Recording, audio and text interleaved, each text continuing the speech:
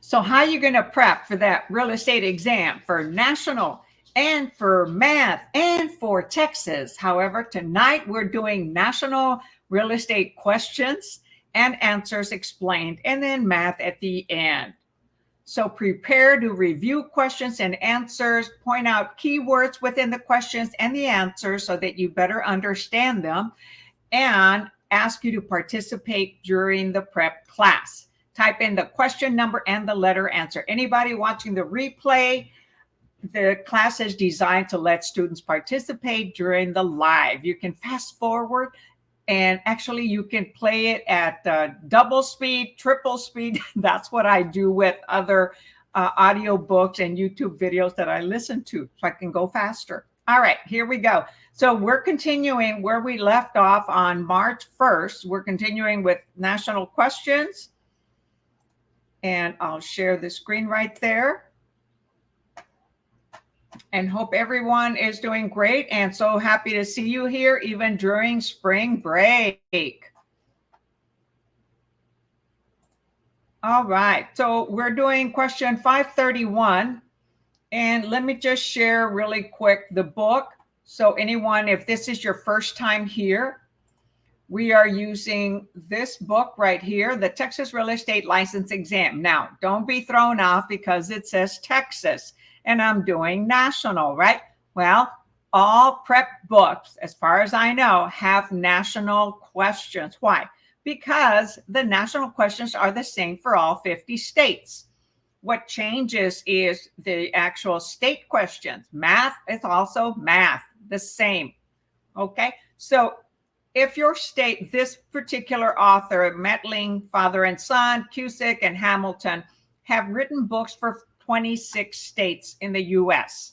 So if your book is not, if your state is not available, there are some other links that I've added in the description below that you can purchase on YouTube. I use this one because I have permission to use it on live. Okay. All right. So let's get going here. So question number 531. Among the items that normally must be discussed in a sales contract or its addenda are the A, a buyer's financial capability, B, buyer's source of funds for the down payment, C, seller's acceptable price range, or D, agency relationship and property condition. So what must be? So keyword must, okay, disclosed, okay, in a sales contract or its addenda. And it says addendum because the contract, if it has additional forms that go with the contract, they're an addendum. They're added to the contract. It's prior to them being signed and what is included with the offer. For example, if it's older than 1978, then we need the lead-based paint addendum, right?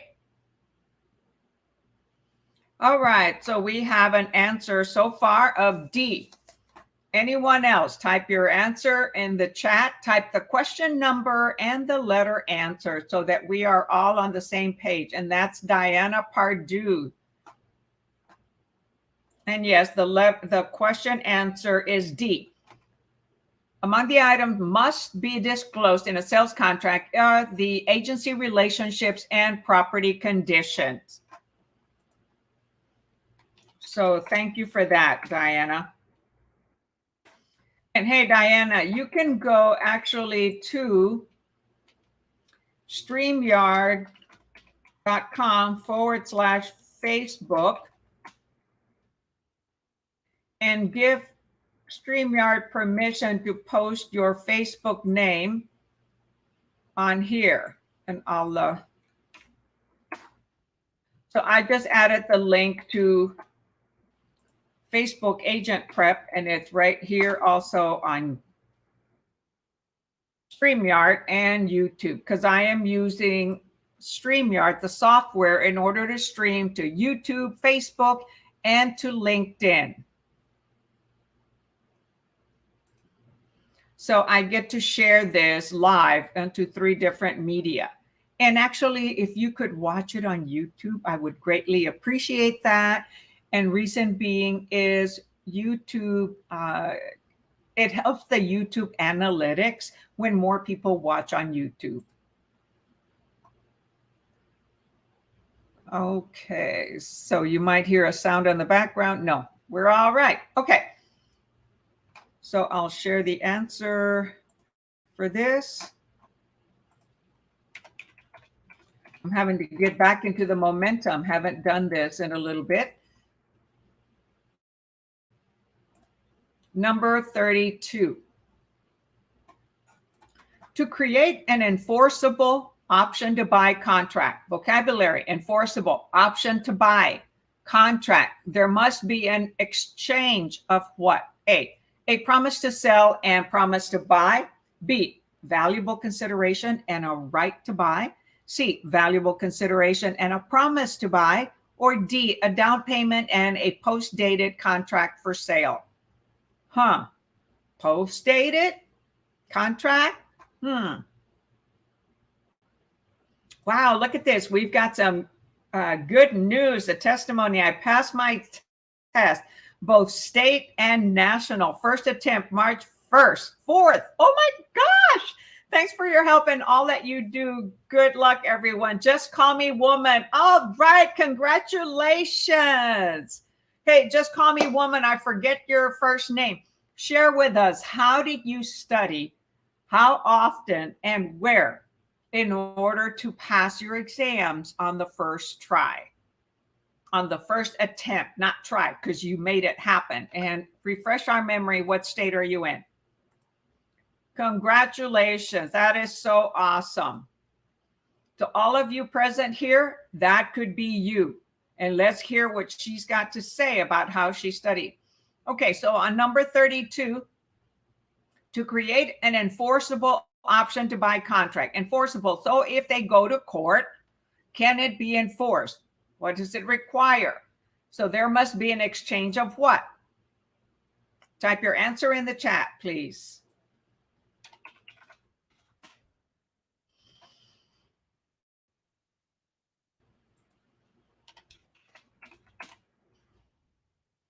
Anybody? All right, the answer is B, valuable consideration and a right to buy. So valuable consideration, remember, every contract has to have valuable consideration. Now, does the consideration have to be cash or a check? No, it can be another form of consideration. It can be an exchange of another house, a vehicle. It can be a promissory note, or it can be the earnest money in a cashier's check or personal check delivered to the escrow officer. Escrow officer can be at a title company or an attorney, a real estate attorney. All right. So an option to buy, what is an option to buy? An individual, a buyer, has an option to buy a buy contract. So they want to buy a property, but they might buy it at a later date. So it is an enforceable contract in which a potential seller, the option or, right? OR, that's the giver, and a grants to a potential buyer, the option E, right? EE, receiver, the right to purchase a property before a stated time at a stated price. So they agree on a price today. However, they can actually purchase it at a later date. Of course, it'll require an option fee, not earnest money, but an option fee. Like when there's a contract and we have an option period for inspections. And then in exchange for the rights of the optionee pays the optioner valuable consideration. All right, number 30. Ooh, that's a long one. I'll have to minimize that.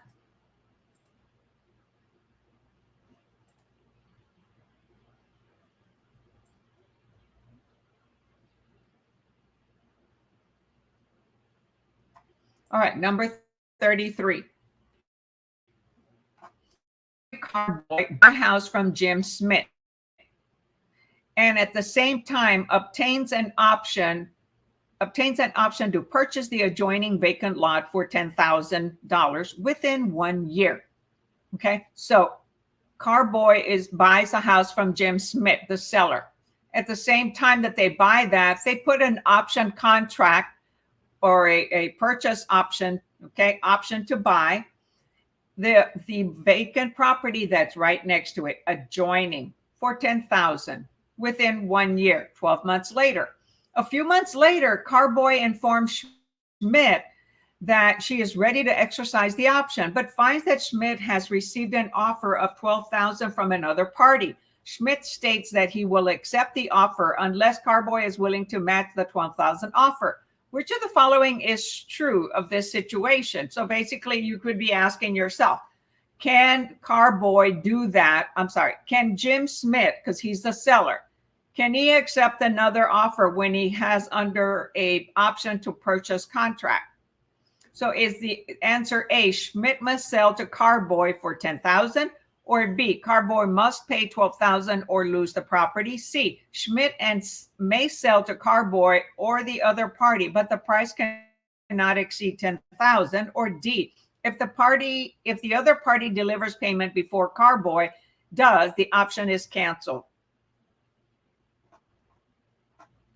So they already have an agreement. So can an individual change that agreement? Can that seller change that agreement? So while you are thinking of that answer, we got an answer from You Call Me Woman. Ramona is her name. Thank you, Ramona. She's from Texas. She studied the vocabulary daily. Okay, and okay, your typing didn't go through completely. So you see that she studied daily. And what did she say she studied first? Vocabulary daily. Okay, Berlin, 53A.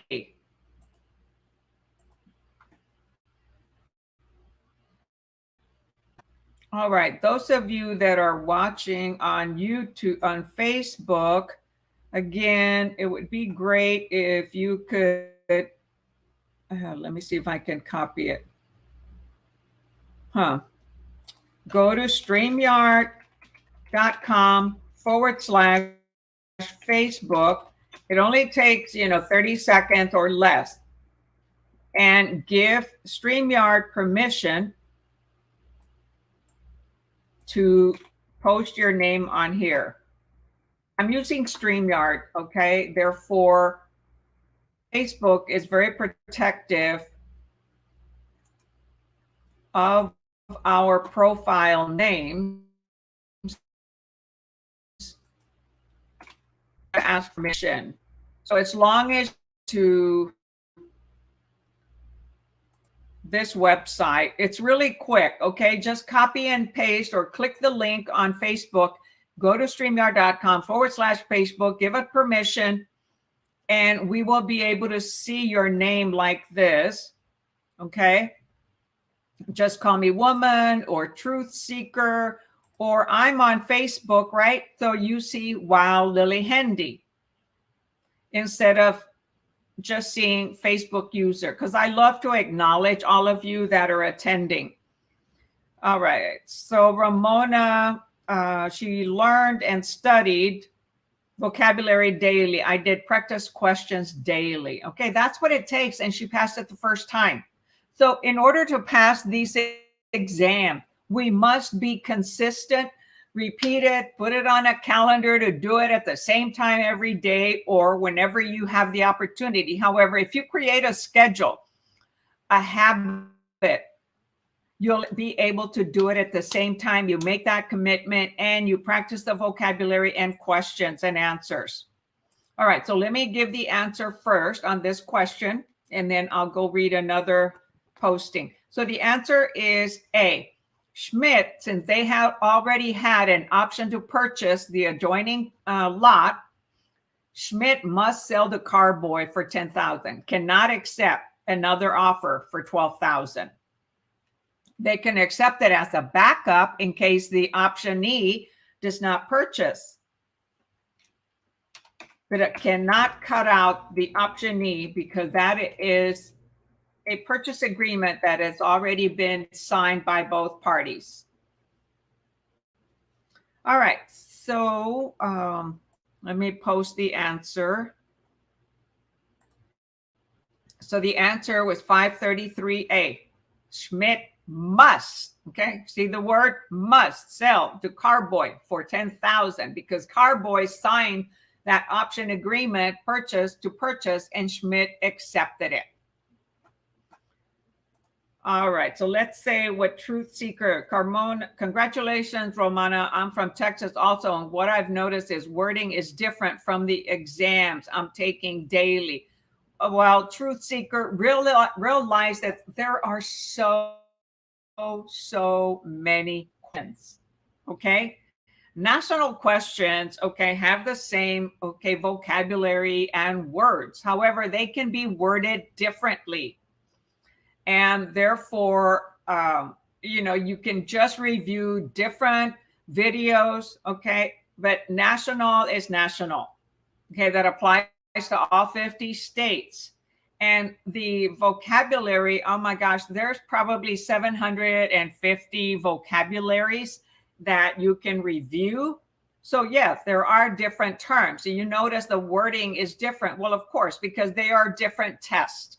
You don't get the exact same test every time or the exact same questions every time unless you're repeating the same question. So that's why it's important to study and do many questions.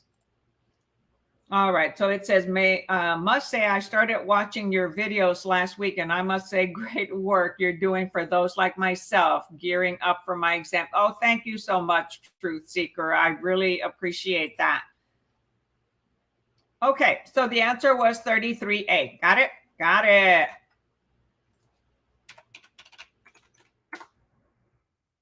So just be open to doing many tests, many exams. So there's a old book that is in my description, and you can buy it. However, you can also download it from Google. It's called Texas Real Estate Sales Exam 4th edition. Although it says Texas, it has 4 exams of 80 questions for national. The more questions you repeat, the better you're going to be prepared for the exam. It's an old book from 2007, I believe, but it's still excellent. Plus, it has vocabulary, and it has review, and it has math. All right, number 34. So thank you for commenting. I greatly appreciate the participation and asking questions and making suggestions. Because not only do you learn from me, I learn from you. Yes, I also learn. 34. Which of the following is true regarding assignability of an option? Okay, so what is assignability and what is an option, right? So A, it is assignable only if the contract specifically allows assignment. B, it is never assignable. C, it is assignable only if the option is exercised. Or D, it is always assignable unless the contract prohibits assignment. So type your answer in the chat. While you're thinking of the answer, okay, so you must know what assignable is. So it's assigned to, right? Assigned to someone else. And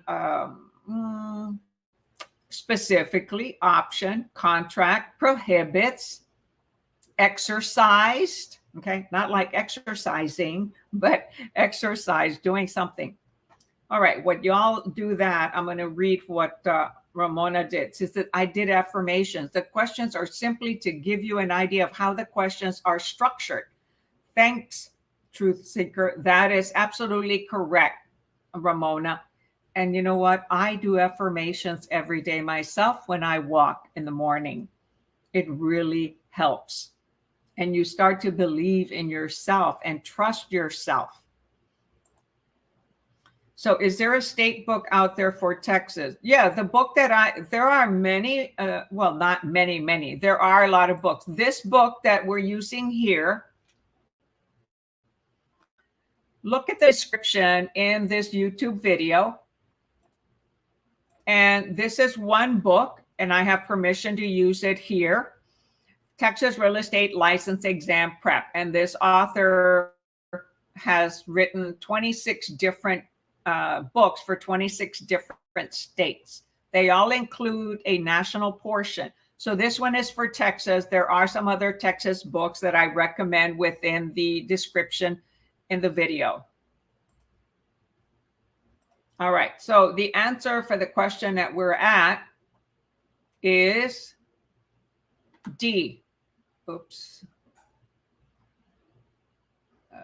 Oh, what the heck did I do here? There we go. The answer is D. It's always unless the contract prohibits assignment. So assignment, assignable, means that someone puts it, a buyer puts the property, makes an offer, okay, to a seller, and it's agreed and it's a contract. However, when they are putting their name, they put John Doe or Mary Doe and or assigned to, which means they're tying up the property with this contract. In the meantime, they may look for a buyer who they want to purchase it because they don't actually want to purchase it sometimes. So they end up assigning it to someone else that they have found, or they might assign it to a corporation, an LLC, you know, or some other partner, but they tie it up so that they won't lose the opportunity to purchase it. So a lot of wholesalers in real estate, those are investors, they will tie up a property because they found something that matches a buyer that they know. Now, they do not require having a real estate license because they are not doing it on behalf of someone else. They are not getting paid on behalf of representing someone else like we do as realtors or real estate agents. They basically put a contract on a property and then they assign it to someone else and they get paid a fee. And that's called an assignment fee. Assignability fee, a wholesaler's fee. And it can be $5,000, $10,000, depending on the price of the property. Okay, so now no one is participating. So come on, you're participating, asking questions and making comments. The key here is to participate by answering the questions, okay? If not, I'm going to go faster. Number 35, which of the following is true of a contract for deed transaction? What is a contract for deed? A, at the end of the contract period, the vendee, who's the vendee, receives equitable title. What is equitable title? Provided all required periodic payments have been paid. What are periodic payments? All those are vocabulary. B, the vendee has no right to possess or occupy the property during the contract period. What is possess? What is occupy? Right to possess, right to occupy. And what is the contract period? C, at the end of the contract period, the vendor, who's the vendor, conveys. What is conveys? Legal title. What is legal title? Provided the vendee has fulfilled all obligations. D, the vendor, the OR, vendor, giver, may cancel the contract at any time before the final payment has been received. So first keyword, what is a contract for deed? So when you know what a contract for deed is, then you'll be able to select the right answer. So a contract for deed transaction. So far, I have an answer of C.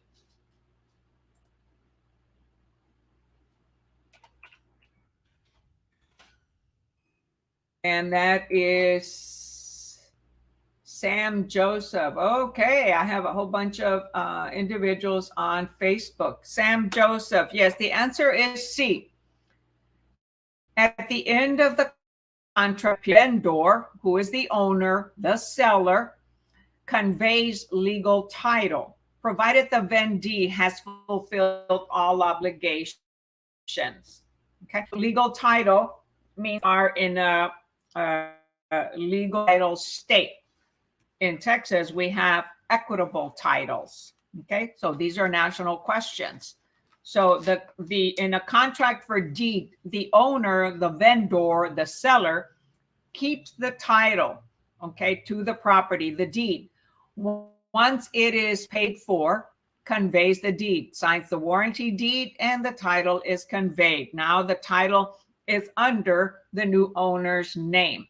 So contract for deed, you could say it is a land contract, or it is called owner financing without the seller, owner, conveying the title, conveying the deed. Until it is paid for, then the title is conveyed, the legal title.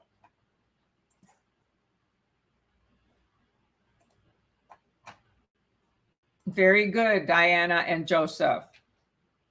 I would love for you all to go to StreamYard.com/Facebook and give Facebook permission, StreamYard permission to post your name.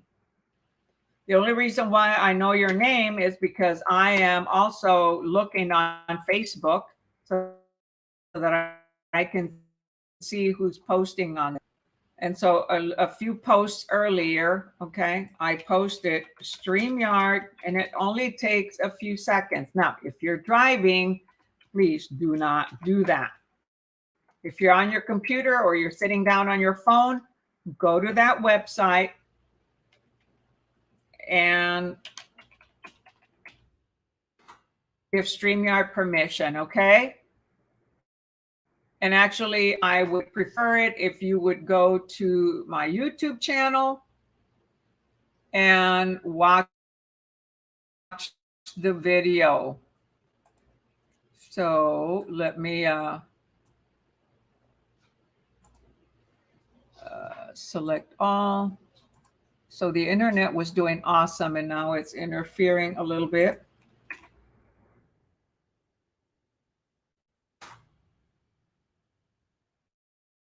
Okay, so go to the YouTube link I just posted there, and I'm live on YouTube, okay?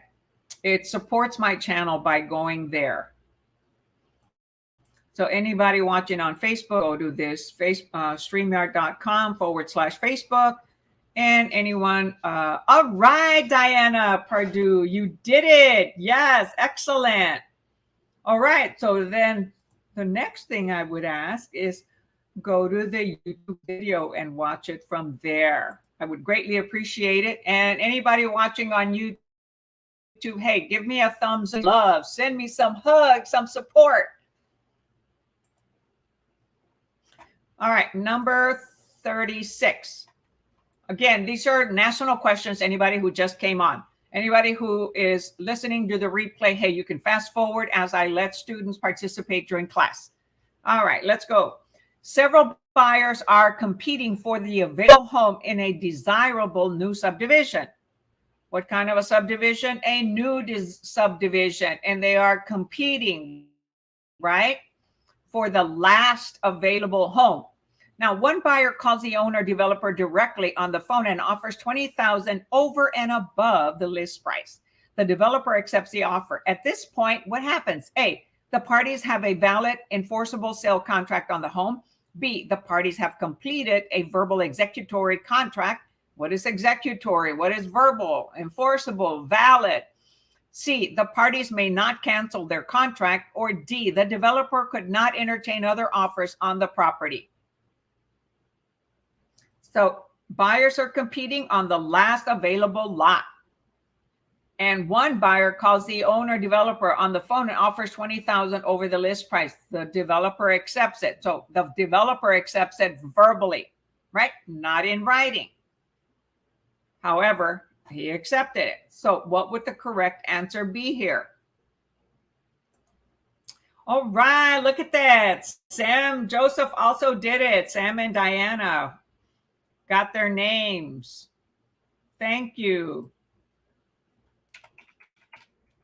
So what is 536? So we've got a B on there. So yes, the answer is B. The parties have completed a verbal executory contract. So the contract still needs to be completed, okay, and the closing done. Once it's completed and closed, it's called executed. In the meantime, executory means it still has to go through the process of closing. Oh, no, Diana. The buyer could cancel their contract. Seller cannot. If they do, the buyer can hold them liable by taking them to court. The buyer can cancel, but they may lose their earnest money. So the answer is B. So as a sale contract created by an offer, even though it was verbal and accepted, the parties have an executory contract. The parties have yet to perform their representative obligations and promises, okay, at the closing. However, as a contract for the sale of real estate, this verbal contract is not enforceable until it's put in writing. An enforceable real estate sale contract must be what? In writing. Must be in writing and signed in writing in order to be enforceable in the court of law. All right. Yes, you're welcome, Diana. So y'all get that? So, what is valid, enforceable, sale contract, executory, verbal versus oral, and the developer. Okay, so they accepted it verbal and it's valid. However, it cannot be enforced until it's put in writing. And executory means they have an agreement. Now it has to go through the process of closing. And once it closes, seller signs the deed and buyer brings in the money and signs the closing documents. Then it's called executed. It is closed. It is done. It's a done deal. All right, number 37. An owner competes. Oh, hold on. I need to write the answer on Facebook. An owner completes a sales contract on her property with the buyer.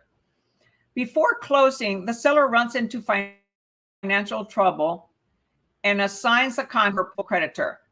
Okay, so it says before closing, the seller runs into financial trouble and assigns the contract to her principal creditor. The buyer cries foul, fearing the property will be lost. Which of the following is true?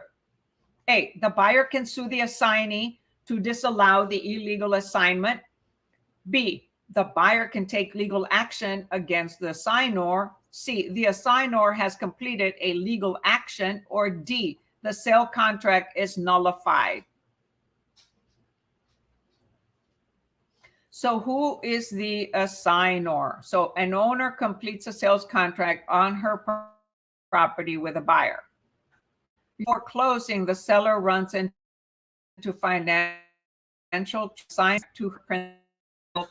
So the principal creditor probably is the lender, right? Those are usually the largest loans. Usually, not always, okay? You could also have a, $500,000 yacht or airplane. That could be a more expensive item. The buyer cries foul, fearing the property will be lost. Well, they're still under contract, even though the seller assigned it to their creditor. Okay, so which one is true? All right, Sam says C.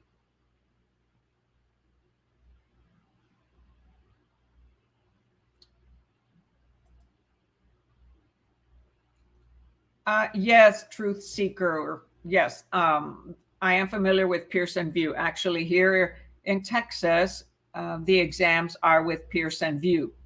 We used to have PSI testing. Now it's Pearson VUE. And so questions are similar in all types of books. Just keep in mind that there are thousands of questions out there. The more questions you study and take, the more familiar you are become with the material.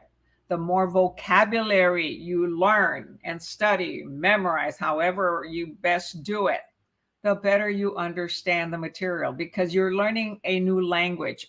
And the vocabulary are the first words that we learn in any language. All right, so Sam says C. And yes, the answer is C. The assignor, OR, has completed a legal action. Okay, so either party to a sale transaction can assign the sale contract to another party. Okay, because this is a sales contract. It's not a listing.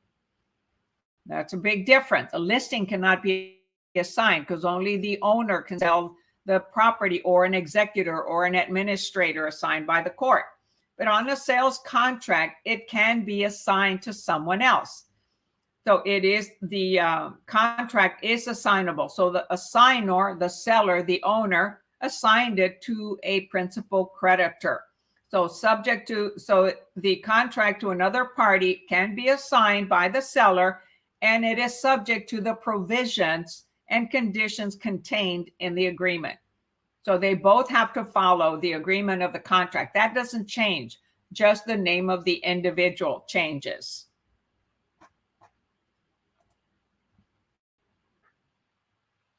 All right. Yes. Okie dokie. You got it. Yeah. So the more questions you practice, doesn't matter whether they're PSI, Pearson, or, John Doe, Mary Doe, John Blow, or whoever, they're real estate questions. If they are accredited schools, okay, and approved authors of books, okay, for education, they're going to have similar questions, sometimes same questions. Okay, there is a pool of questions, okay, thousands and thousands of questions. This has been going on for years, right?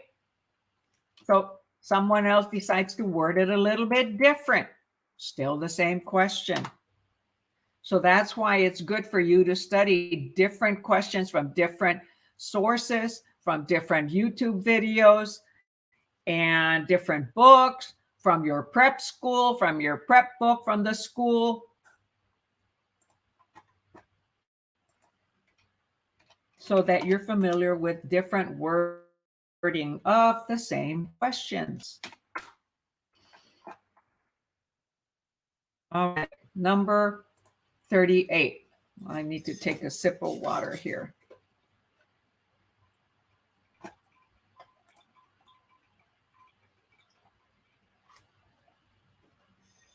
And just in case I didn't show answer for number 36, there it is. Okay. Let's see. What do you say? Don't apologize, Taylor. Hey, we arrive on time when we arrive. Okay. Unless we have a very strict deadline appointment. And if we don't arrive, we lose it. Right then we're late. But maybe we weren't meant to be there. Okay. Or maybe it saved us from some other bad incident. Okay, thank you very much for that. Number 38, a due on sale clause. What is a due on sale clause? Well, we're going to find out. A due on sale clause in a sales contract puts parties on notice that A, the full price of the property is due to the seller at closing. B, any loan surviving closing becomes immediately payable. C, all of the seller's debts must be retired before or upon closing. Or D, any conveyances may trigger an acceleration of any loan secured by the property, excuse me. So what is a due on sale clause? Something is due when there is a sale. That is the clause in a sale contract. So a due on sale clause in a sales contract puts parties on notice.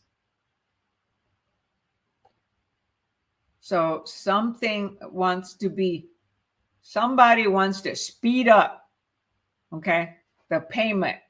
Money is due on sale. So property was conveyed. I want my money now, says the lender or the hard money lender or the owner who has maybe an owner finance property.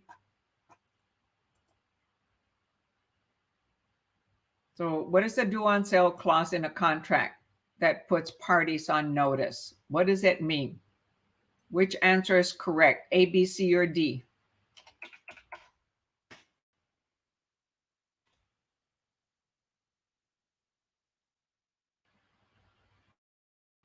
All right, so we have, it is not A, truth seeker. So we have A and D. However, I'm letting you know it is not A. Take another attempt.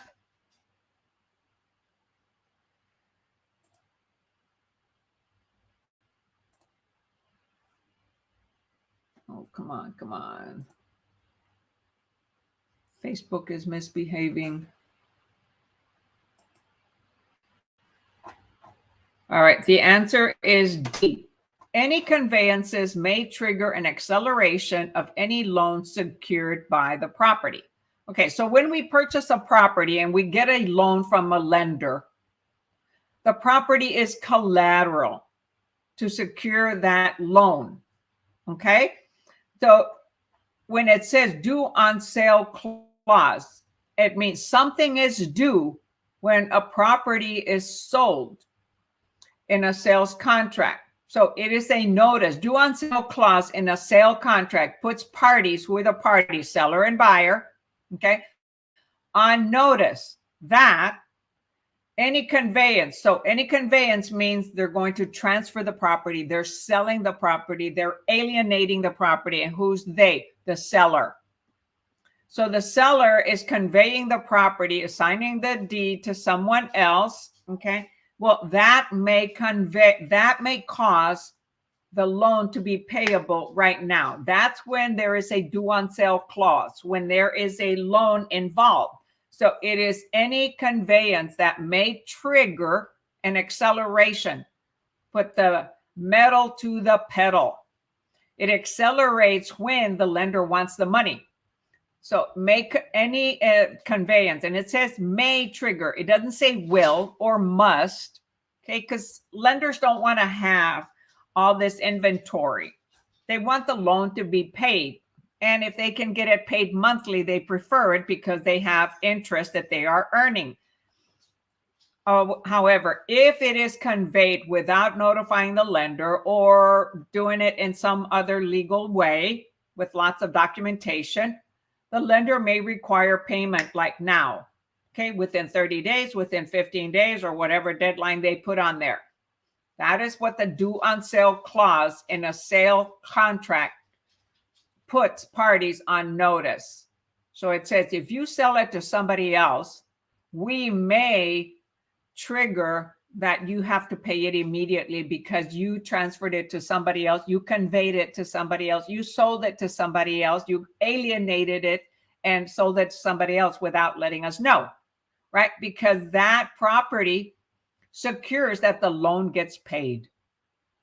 That is the lender's protection to make security, to make sure that they get paid. And should someone try to sell it without informing them, that person is still liable because the name is on the loan. By selling it to someone else and not paying off the loan, that person stays on the loan, even though the title now is on somebody else's name. Well, that new person now owns the property, but the owner owns the loan. Okay, so any conveyance may trigger an acceleration of any loans secured by that property. They could have one loan on it, they could have two loans on it, but the primary lender gets paid first. Well, in a foreclosure, property taxes get paid first, okay? And then the primary loan. So you got it. 538D. Did y'all understand that? So that due on sale clause is typically found on the deed of trust or in the mortgage documents, that if for some reason the new owner of that property decides to convey the title and doesn't pay off the loan, well, now the lender doesn't own the property, they own the loan. But the title to the property was transferred to somebody else. That lender now is going to go after that owner whose name is on the loan.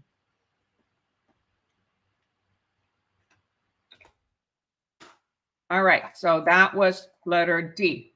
Okay, number 39. You see all those little keywords mean the same difference. Alienation means they're selling it, they're conveying it. They sold it, okay?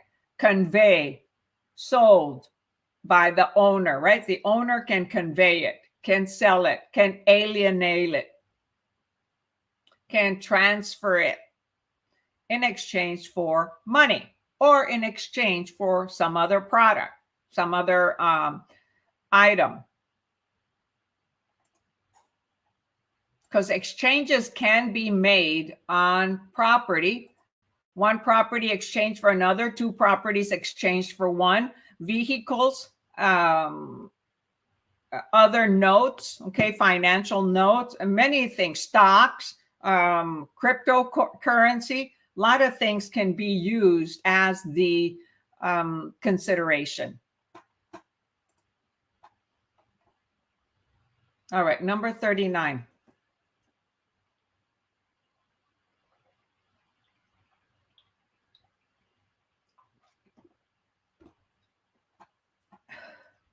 Excuse me. A tenant has an option to purchase agreement. What kind of an agreement? Option to purchase agreement with the landlord that expires on June 30th. On July 31st, the tenant frantically calls the landlord to exercise an option, offering the apology that she was busy with a death in the family. Which of the following is true? Okay, so when we have an option, or a buyer or a seller has an option agreement, it has a what time is of the essence, right? The key words that we learned. So what is true in this situation? A, since options contain certain periods, the landlord must sell. B, the tenant loses the right to buy, but can claim the money paid for the option from the landlord. C, the landlord does not have to sell, but must renew the option. Or D, the option is expired and the tenant has no rightful claim to money paid for the option. So what do you think the correct answer is there? Remember, we pay a fee, an option fee, to have an option for so many days. If that deadline expires, what happens to that option?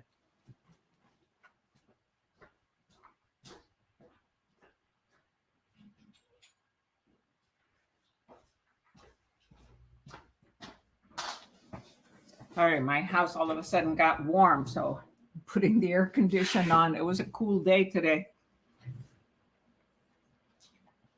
All right, so we have Taylor says D. Anyone else?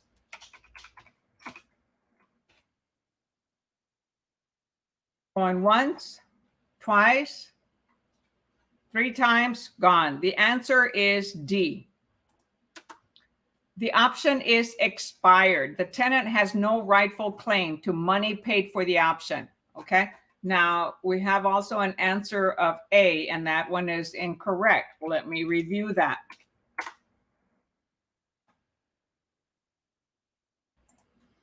So Belen, you said A, but the answer is D. So let's go over the question.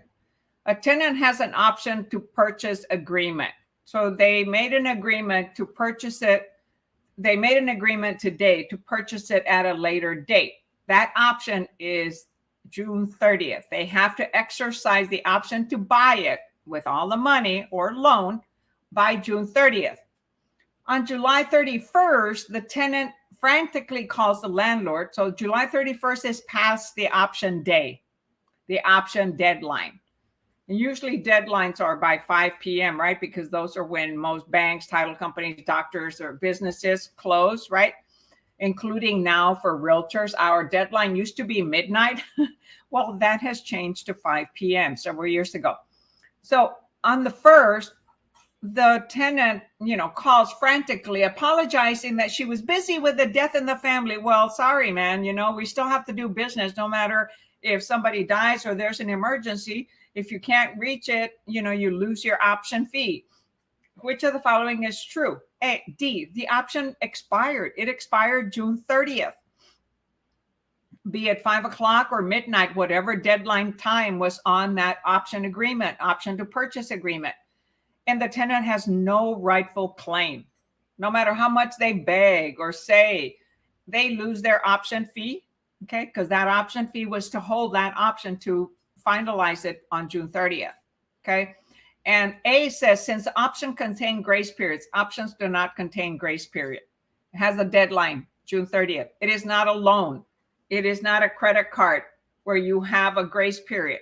And during those grace periods, you're still paying interest, right? You're allowed to have a grace period of 5 days or 10 days without be considered late, but the interest still accrues, right? So that happens on loans and other types of creditor payments, not on an option, okay? Not on an option. An option has a deadline, and the deadline is a deadline. Okay, number 40. So we started with what question? Okay, we started with question 31. So we've done 10 questions. And what time is it? 7 o'clock. Okay. I'll do 5 more. Number 40, 2 parties enter in a contract for deed. Okay, there's those words again, contract for deed, agreement, in this form of agreement. So what is a contract for deed? 2 parties, yes, you have a seller, you have a buyer, okay? You have a seller and a purchaser. In this form of agreement, A, title is conveyed to the buyer, but the seller retains possession for a stipulated time period. B, the buyer contracts to pay all cash at closing in exchange for the deed. C, the seller retains legal title while the buyer makes partial payments until the contract is fully exercised. Or D, the buyer immediately acquires legal title and takes possession. On a contract for deed, that's also referred to as a land contract or an owner finance type of transaction.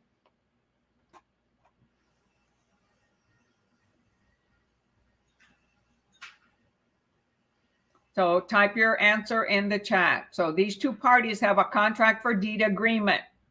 So the important thing is, first, you need to know, what is a contract for deed? What does it mean? What are the conditions, the terms? How does it work?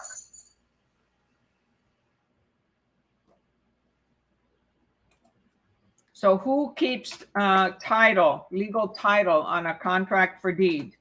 Who has the legal title?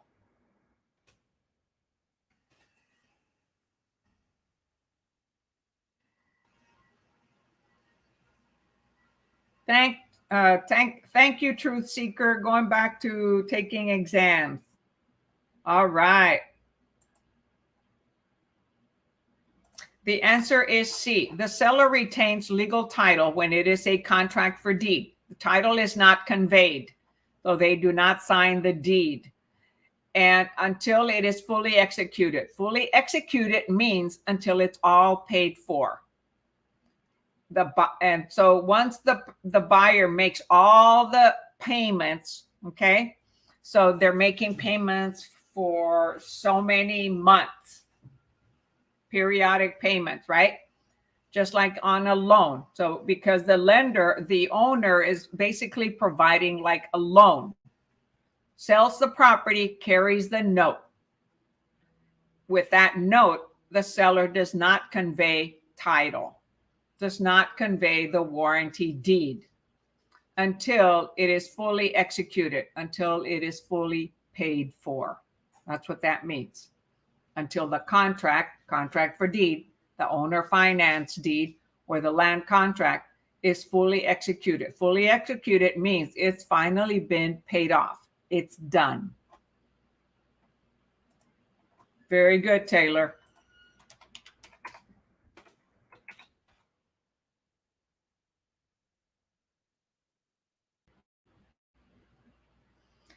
All right.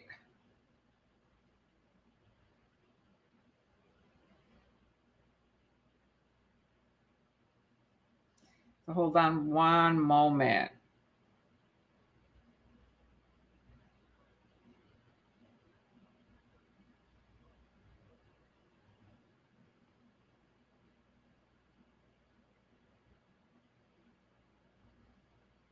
I closed 2 transactions today, and so Realtor is delivering one of my signs.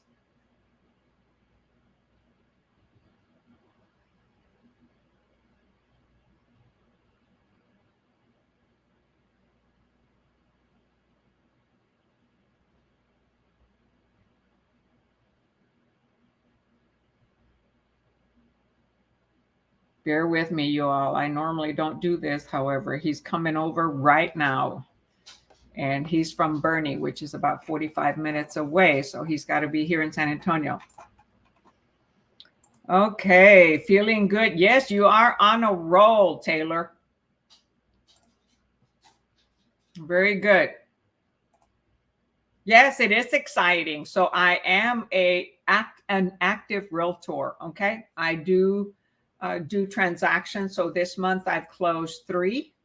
So that is awesome, right? Well, wait a minute. We're in March. Well, I had 3 contracts last month, so I closed 1. It was a rental, but I still earned over $2,000, okay, on a rental, and because it was like for $2,725. And so the 2 transactions that I closed today, one was for $255,000, and the other one for $183,000. And that condo was in my right in my own subdivision, so that was really nice. And so with those sales, I'm now at 1.6 million in sales. So I need 1 million more and I will be capped, which means I will then earn 100% of my commission, with the exception of a transaction fee and error and omission, which eventually the error and omission also has a cap at our company. So thank you very much for the congratulations. Yes, it's exciting. Cha-ching, cha-ching. Money in the bank. All right. And so soon you will experience that.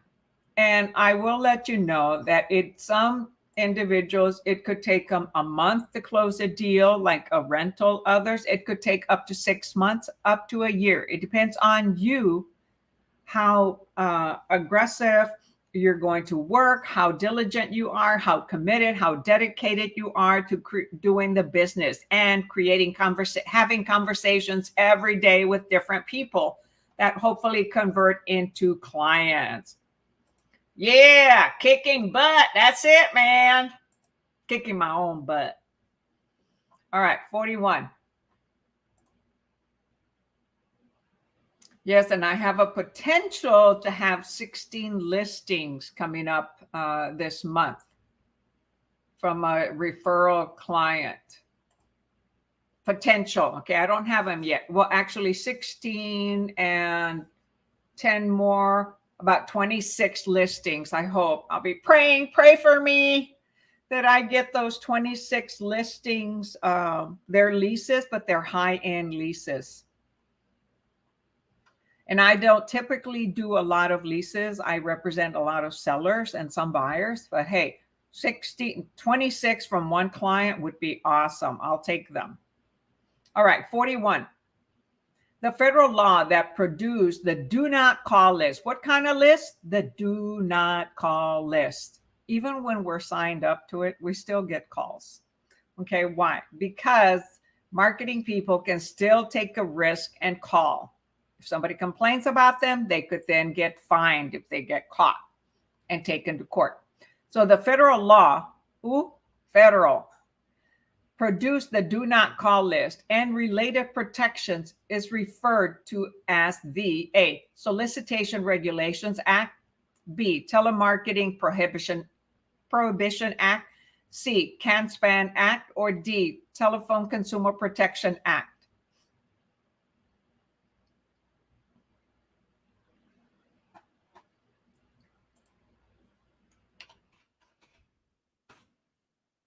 Type your answer in the chat. So think about it. Okay. So many different little acronyms there, right? CAN-SPAN Act, and then Solicitation Regulations Act, Telemarketing Prohibition Act, CAN-SPAM Act, Telephone Consumer Protection Act. So federal law produced the do not call list.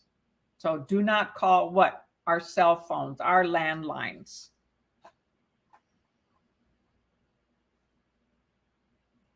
So which one looks like the best answer for a do not call it? Don't call me.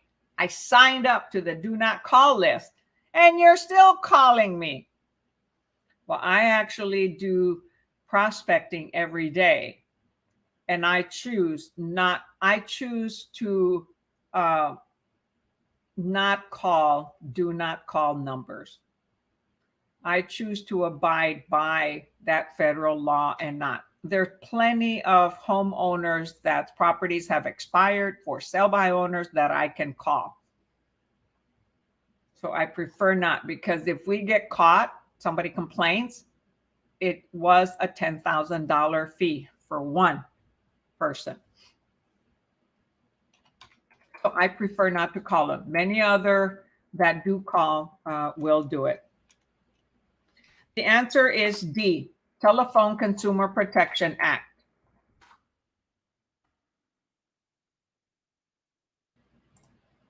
All right. 42.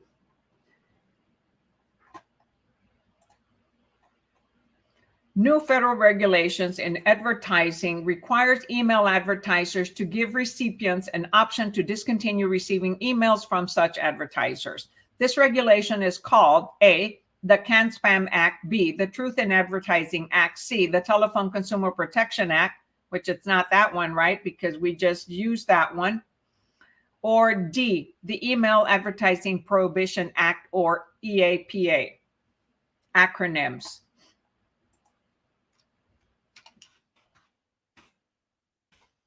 Type your answer in the chat. So sometimes I share a little too much experience and stuff.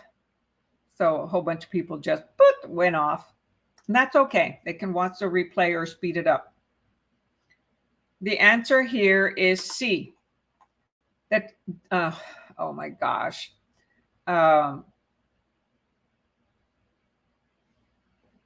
Sorry, it is not C. It is A, the CAN-SPAM Act. Okay, the CAN-SPAM Act. I typed the wrong answer. Okay. The CAN-SPAM Act bans unwanted commercial messages sent to wireless devices, requires prior authorization to transmit certain messages, and requires an opt-out provisions where the receiver can shut off the advertiser from sending future messages. That's email messages, okay? Because we are talking about advertising requires email advertisers to give the option to unsubscribe. But you'd be amazed. Sometimes that unsubscribe word is so tiny and it's faded that it's hard. You really have to pay attention about unsubscribing. And some of them make it difficult that when you click unsubscribe, it sends you to another website and you can't unsubscribe. So there's always violators out there, okay? So the answer is A. Okay, if you're looking at the book says C. Okay, so it's a typo. The answer is A. It said C, but it said CAN-SPAM Act. So sometimes books do have typos, right? So just like humans that typed it, we also sometimes make errors. And so disregard the other answer that showed up as 542C. Okay, the answer is A. All right, so we're going to end that. That's the end of that chapter or that test section. So that was brokerage business and sales contracts. So we were dealing with sale contracts. And a prior video that I did probably on March 1st deals with some of the brokerage business. All right, any questions on this section test? You see this book has 10 tests on the national, and on the state it has 5, and I mean 6. And usually, we have less state questions. We have lots of national questions, but less state. So next session, next week, we will be dealing with economics and appraisal. All right, any questions on that? We're going to do a little bit of math review.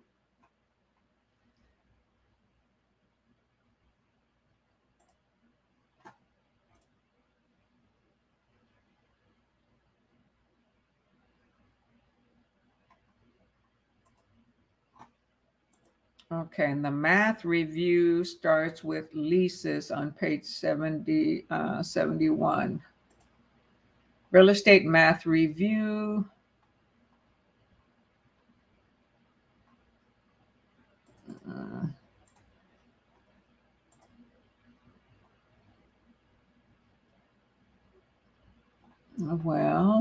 There we go. Leases.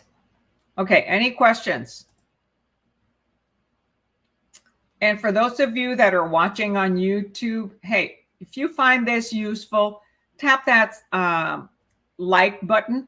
And if it is your first time to my YouTube channel, you know what to do, right? Tap that subscribe button, right? Click that little bell so you're the first to get notified every time I go live. And tap the thumbs up if you find this video useful. I have many playlists on vocabulary, on national questions, on state questions, a combination of national and Texas, okay, together. Very few on math. And now many shorts. I've done long videos. And so now we're doing shorts on one vocabulary at a time for 1 minute or less, so that you can go and look for a certain vocabulary and review what I say. All right, I would give you 10,000 likes. Oh my gosh, thank you, Berlin. Thank you so much. So for right now, hey, if you're on Facebook, give me a like. If you're on YouTube, give me a thumbs up. I would love it and appreciate it. Okay, because right now I only have 3 thumbs up, but a lot of people already left, and that's okay. All righto. So let's do a little bit of math. And so we're discussing leases. And so I'm going through the math. I did basic math in one of the other videos. It was combined with some national questions. And so this one will be on leases, okay, or at least part of it. All right, so leases, oops. So what are leases? How do we use leases? And not every state has can list properties for lease. In Texas, we do list homes, condos, townhomes, land, commercial buildings for lease. In many places, it does require, thank you so much, Taylor, for doing your part. It does require like it to be commercial property to do leases. However, we are able to help tenants that want to lease property. It's not the biggest way to make money. However, you know what? It could pay for your monthly dues, for your E&O and other transactions. You could make $250, $750, $2,000 like I did. And why did I get that much? Well, because I had the seller and I found the buyer, okay? A past client. So both of them were past clients of mine. And those are the type of clients you also want to have. You've built relationships, so you have repeat clients. All right, leases. Percentage lease rent calculation. So we have different types of leases. We have flat leases. We have percentage leases. We have, what do you call it? A net lease, double net lease, triple net lease, right? Net, net, net. So those are when it's commercial leases, triple net leases. So a percentage lease rent calculation is a monthly percentage rent equals the sales, any income that is being received from that business, percentage sales charged. So they get charged a percentage, let's say 10%. I'm just throwing out a percentage of the sales they had that month. That becomes the lease rent. They could have a flat rent, small one, plus then a percentage of their gross income, gross leases. gross sales. So monthly percentage rent equals sales times percentage of sales chart. So sales, they had how many sales, dollar amount times a percentage. Example, a store generates $50,000 a month. The lease calls for 1.5% percentage rent monthly. So the monthly rent amount is $50,000 times we convert. So part of the basic math was converting 1.5% to a decimal, right? Move the decimal 2 places to the left or divide by 100. So 50,000 times 15% equals 750. So their rent is $750 per that month. Next month, their income might be in sales 30,000. So 30,000 times the 1.5% or 0.015, okay, would then give you that monthly rent. So it would be like $450. Okay, so that is a percentage lease rent calculation. Now we have contracts for the sale of real estate. So let me see here. There.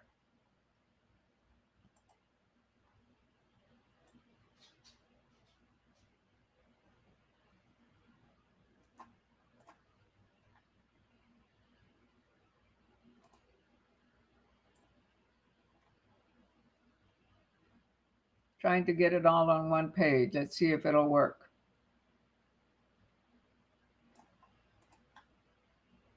No. Okay. So contract for the sale of real estate, percentage of listing price calculation. So we have a listing. Okay. And what is the percentage of the listing price? Formula: percentage of listing price equals the offer divided by the listing price. Okay. So how much did that property, what percentage did that property sell for from the list price? So offer divided by list price. Example, a property is listed for $150,000, receives an offer for $120,000. Okay, listed for $150,000, receives an offer for $120,000. The offer's percentage of list price. So they were offered $120,000 of $150,000. So what is that percentage? So what percentage is $120,000 of $150,000? Well, we divide $120,000 divided by $150,000. And you can reduce the numbers, right? Eliminate all the zeros. Bum, bum, bum, bum. 4 zeros there. So you end up having 12 divided by 15. You can reduce it even more. Both numbers are divisible by 3. Right? I'm sorry, by 4. So 4 goes into, divided by 3. 3 goes into 12, 4. And 3 goes into 15, 5. So it reduces to 3/4. What is 3/4 equivalent to? 80%. And actually, that doesn't sound right. So 3 goes into 124 times. Sorry, not 3. And 3 goes into 150 5 times. So you have 4/5. So shoot, I can't draw on here. So minimize it so that you can calculate it on your mind. So 4 into 12 is 3, right? And I'm sorry, 3 into 12 is 4. 3 into 15. Why am I dividing by 3? Because both numbers are divisible by 3. That is reducing a division or calculation, right? So 3 goes into 12 4 times. 3 goes into 15 4 times, right? So you have 4/5. 4/5 equals 80%. Because in 100, you have 20, 40, 60, 80, 100, right? You have 5/5. So 80% is 4/5. 20, 40, 60, 80. Okay, that is what 120 over 150, it's equal to 4/5. And that 4/5 equals 80%. So the offer was 80% of 150. These types of calculations you may use on your real estate business.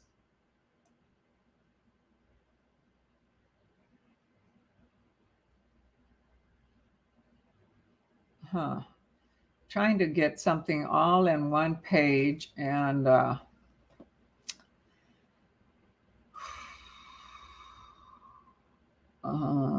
come on, earnest money. It just won't do it. So let's see here. I'm not going to leave it there. I'm just experimenting here. So earnest money. See if I can get it all on one page. So earnest money is this right here.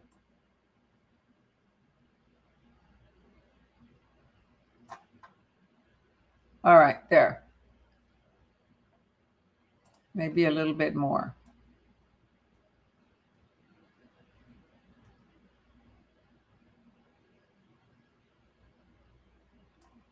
Okay, earnest money deposit. So what is earnest money deposit? We have a contract between a seller and a buyer. It goes to the title company or to an escrow officer, which is at the title company or at a real estate attorney's office. The earnest money is the consideration for that contract that has to be delivered within a certain number of days that is described in the contract. In Texas, it is 3 days. So the formula is deposit, the earnest money deposit, which could be cash, could be other consideration, an exchange, a promissory note. So the deposit equals the offering price times a required or market accepted percentage. So the offer price times a percentage becomes the earnest money. Example, a seller requires 2% deposit, 2% earnest money of a property listed for $320,000. So 2% of $320,000 is what? So the required deposit, assuming a full price offer, okay, that's an assumption, is 320 times 2%, 0.02 equals 6,400. Okay, so 2 times so it's 0.02, right? So multiply by 2, so that's 4, and 6, so that's 64, right? And you get rid of 2 zeros because you move the decimal back 2 spaces or divide by 100. So 6,400. That is the earnest money that this seller wants on their property. A lot of times it's 1% of the offer price, okay, agreed upon offer price. They want 2% on this $320,000 property. So that is 6,400. That'll be delivered to the escrow officer in the form of a check, cashier's check, a direct deposit or a wire transfer to the escrow officer. It could be something else, a motorcycle worth there. Because remember, the consideration does not have to be cash, but here we're talking about cash. Any questions on that so far?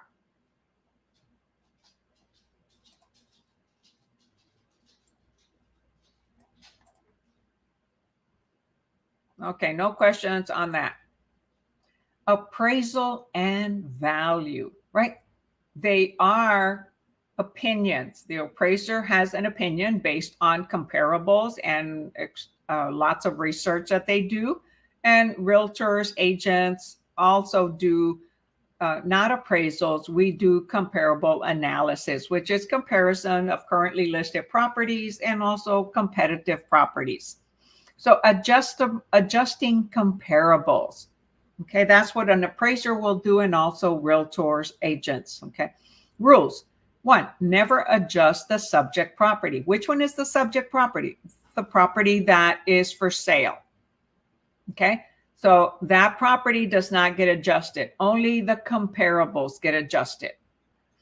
B, if the comparable is superior than the subject property, it's better, it's nicer, has more amenities, it's updated, remodeled, subtract that value from the comparable.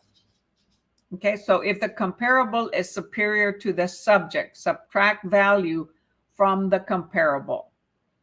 Okay, so we're going to say, all right, the comparable is maybe $5,000 or $10,000 better than the subject property. Well, we've got to reduce this price to kind of come to a price of the subject property, because the subject property is less comparable to the main property. So we subtract that difference from the comparable.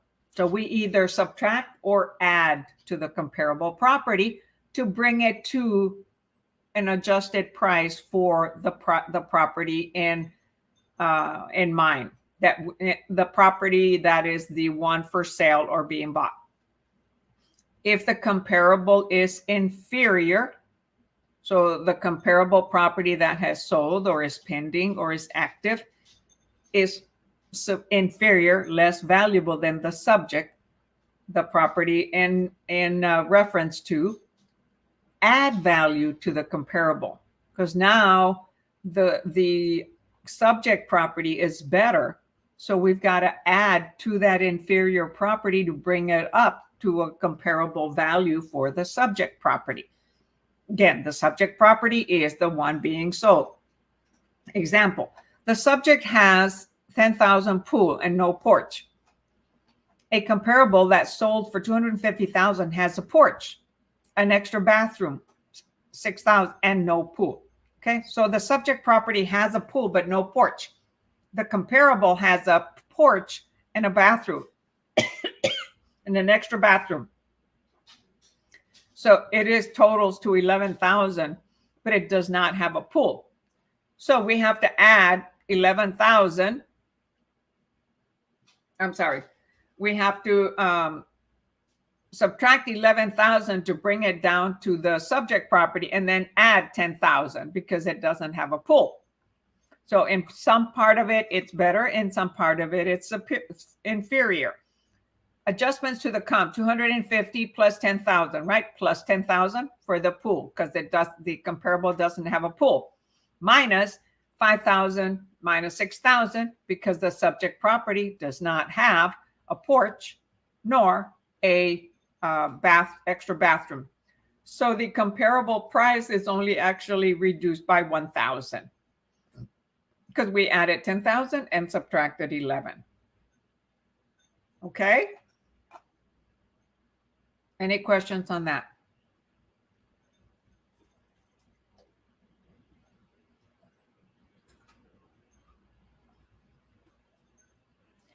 All right, now the gross rent multiplier, GRM, that is the acronym, GRM, gross rent multiplier, not to be confused with gross income multiplier, GIM. So we have GRM and GIM.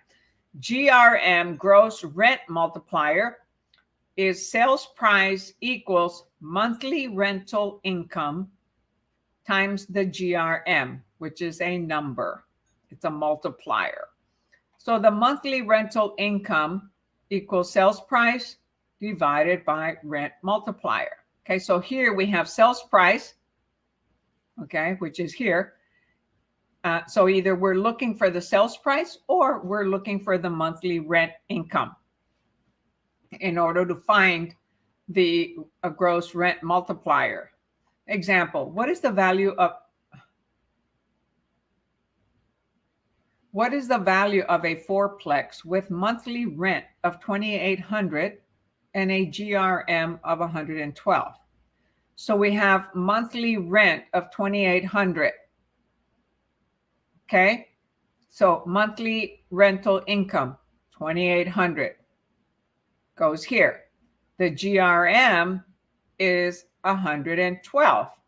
So actually we would use the first one, sales price. We don't know the sales price, So monthly rental income is 2,800 times a gross rent multiplier of 112. So multiply those two, we get a sales price of 313,600. Now, what is the gross rent multiplier of the same fourplex with a monthly rent of 2,800 and a value of 313,600? So now we're looking for the gross rent multiplier. So it's going to be GRM equals sales price divided by monthly rent income. Okay, so 313,600 divided by 2,800 rent per month equals 112 gross rent multiplier. So this deals with the monthly rent to find out what the sales price to find out the GRM number, okay, which can be a 2 or 3 digit number, or to find out what the sales price is by knowing what the monthly rent is for that unit, and we have the gross rent multiplier. So you can check your calculations, okay? If you have two values, you can find the other one, and then you can work backwards, okay? And use the other two values, which is what they did here. They used the rent and the GRM, found the sales price. Then they had the sales price divided by the rent, got the GRM. So you're double checking your answer, your formula. Okay, then the gross income multiplier. So when you're dealing with gross rent, it's the gross rent that you get per month. The gross income. So you remember, the gross is before any expenses are deducted. So gross income multiplier deals with annual income.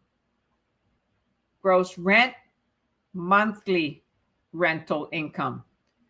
Gross income multiplier, annual income sales price. So similar formula, however, one is annual and one is monthly. Okay, so the annual income equals sales price divided by GRM, gross rent multiplier. Oh, wait a minute. By the gross income multiplier, not gross rent multiplier. So it's either sales price equals annual income times GIM. Okay, so you see they made a boo-boo here. Okay, it should be GIM. So sometimes there are mistakes in the books and also with the tutors and teachers. Okay, so it's human beings and we do make mistakes, even computers. So sales price equals annual income times GIM, gross income multiplier, or annual income equals the sales price of the property divided by the gross income multiplier. Okay, not rent, because rent is monthly. Example, what is the value of a commercial property with an annual income of $33,600 and a GIM, gross income multiplier, like the cap rate of 9.3? So 33,600 times 9.3 is the GIM, gives us a sales price of 312, right? So we were looking for the sales price. So the annual income from the monthly rents, okay, it's totaled for the whole year for all 12 months, 33,600. And they gave us the GIM, gross income multiplier of 9.3. So 9.3 times 33,600 gives us 312,480. That's the sales price. So now on number 2, they're saying, what is the GIM? So now we're looking for the gross income multiplier with an annual income of 33,600. Again, they give us the income, and this time they give us the sales price. So sales price, okay, sales price divided by GIM, remember, not rent, GIM, gross income multiplier, sales price divided by annual income gives us the GIM. This is the formula we're using, okay? Sales price, 312,480 divided by the annual income gives us the gross income multiplier. So it gave us the same. They're using the same number, so we are double checking. We're working backwards. One is multiplied by the GIM to the income, and the other is the sales price divided by the income.